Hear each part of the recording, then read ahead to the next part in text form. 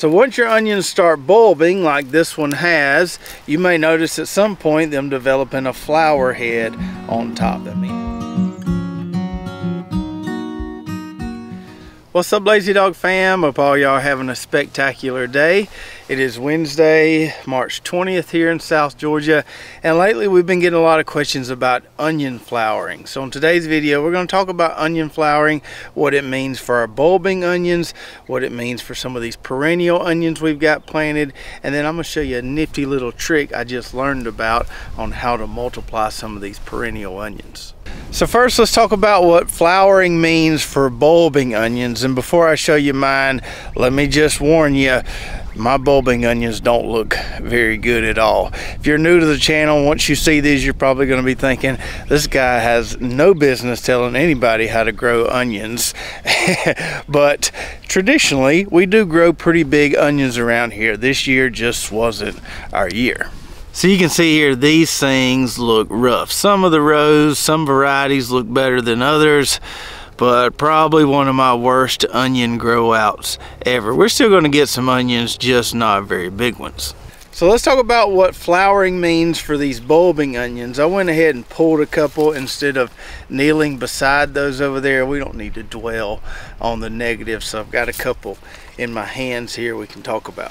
So once your onions start bulbing like this one has, you may notice at some point them developing a flower head on top. That means that onion has bolted or has went to seed. Now for these bulbing onions, that flower head is something we don't want to see. It happens, but we don't want it to happen. What we want to happen is for this vegetation to naturally die back, for the top to fall over, and then we pull this onion and we can usually get it to store for a couple months. But if it flowers, that means it's done growing, and they usually don't store very well. So I always tell people, if you have onions flowering, might as well go ahead and pull them, go ahead and eat them, because they usually don't store that well.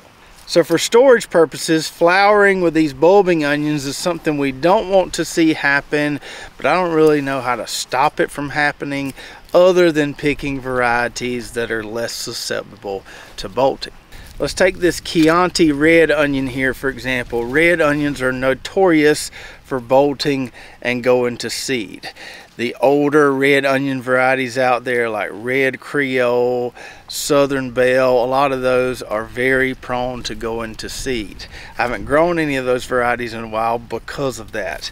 I found this variety, this Chianti variety, several years ago, and I've never had one of these go to seed. This year may be different, but this particular red variety is really good about not going to seed, and it tends to store better than most red varieties. So hybrid onions, I find, don't go to seed as easily as some of the older heirloom types. If you have an issue with your bulbing onions going to seed, you may want to try a few hybrid varieties, because that may help. So if your bulbing onions go to seed, just harvest and eat them. Now let's talk about some of these perennial onions. We'll start by looking at these potato onions here. You can see we've got quite a few gaps in the row here. Some of these have just started dying. Now I knew when we planted these that these are supposed to do better up north than down here in the deep south, but they were looking really good, and then they just started withering away. So all those gaps you see there were once filled with beautiful onion plants. And some of the better looking potato onions in this row have started going to seed. We can see a few seed heads on that one there. Let's go find some better looking perennial onions to talk more about this. So here's our double row of Louisiana evergreen shallots, which seem to do a lot better in our climate than some of the other perennial onions that are out there. Now, I've had a lot of people telling me that theirs were going to seed, and I hadn't seen any of mine going to seed yet until I started looking real close here, and there we can see a couple seed heads forming there. Now a lot of you purchased those Louisiana evergreen shallot bulbs from us last summer, and we should have more available late this summer, but we've been getting a lot of messages from people asking, what do I do now that mine are flowering? And I had to call up my buddy Cajun B over in Louisiana, who's been growing these things for years, because I had never seen mine flower and I wasn't quite sure what to do. So according to Cajun B, these things, when they flower, it's not like when those bulbing onions flower. So when these flower, you can basically just cut off the flower heads, and these things will continue to grow and continue to multiply. Now, he said he's never harvested the seeds from the flower, so I'm not sure if you could reproduce them via seeds that way. But he said what he does is he just cuts all the flowers off, and they just keep growing and growing until the summer, when they'll start dying back and making little bulbs. Now, you could also use this flowering as an opportunity to divide and multiply these things further. So you can pull up a clump like this right here. This one is multiplied into, I don't know, 10 or 12 plants there. I got some bunches in here that have about 20 plants in them.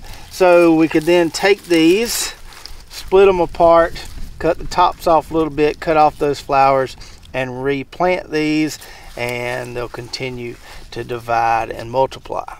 Now, Cajun Bee also shared with me a little nifty little tip they've been using since they've been selling some of these onions to eat. So evidently a lot of the meat markets around there have been buying these things and using them in sausage, which I bet taste amazing. So what he said they've been doing is they take one of these onions, pluck it out of the bunch like that.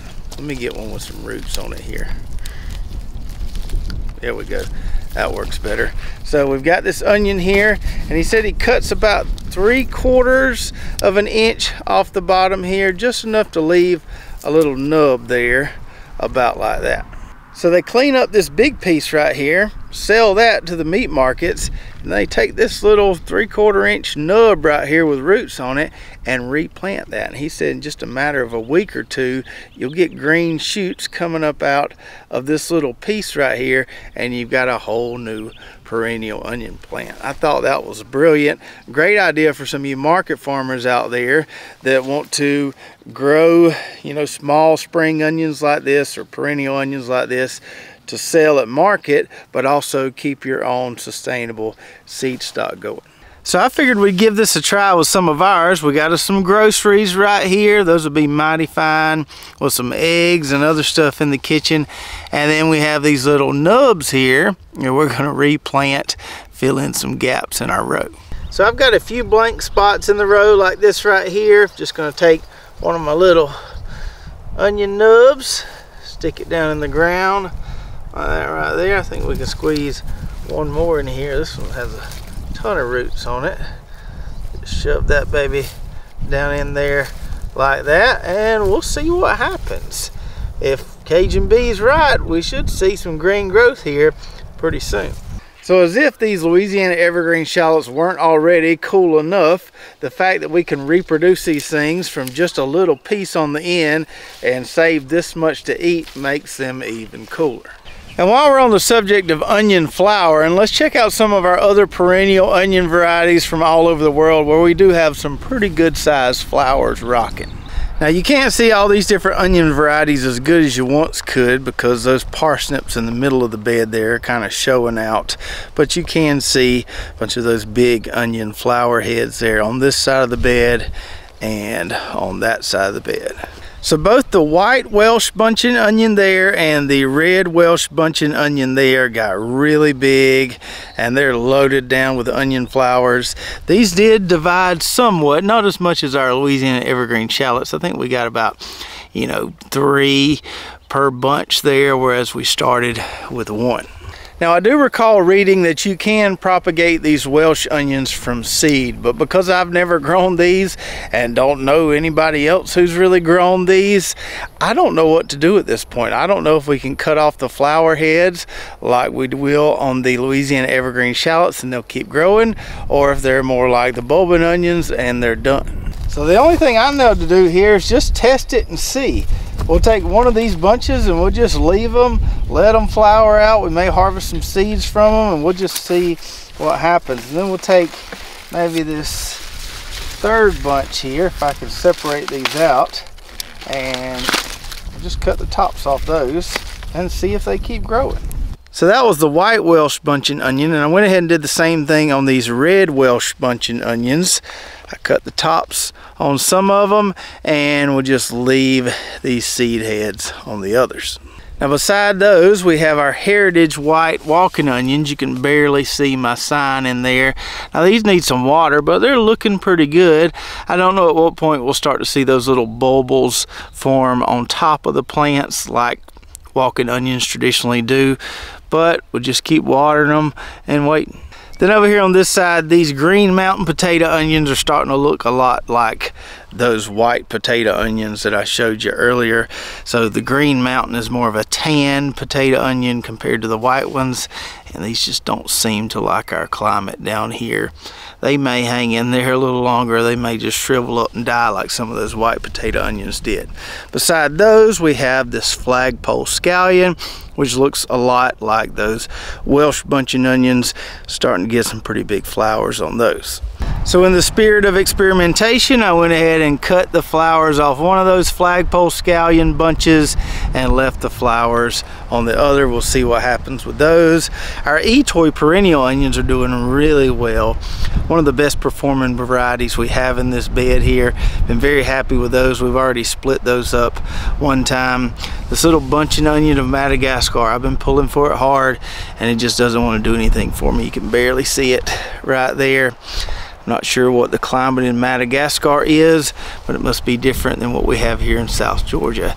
And then lastly, we've got this Saibo, which I believe is a Scottish perennial bunching onion.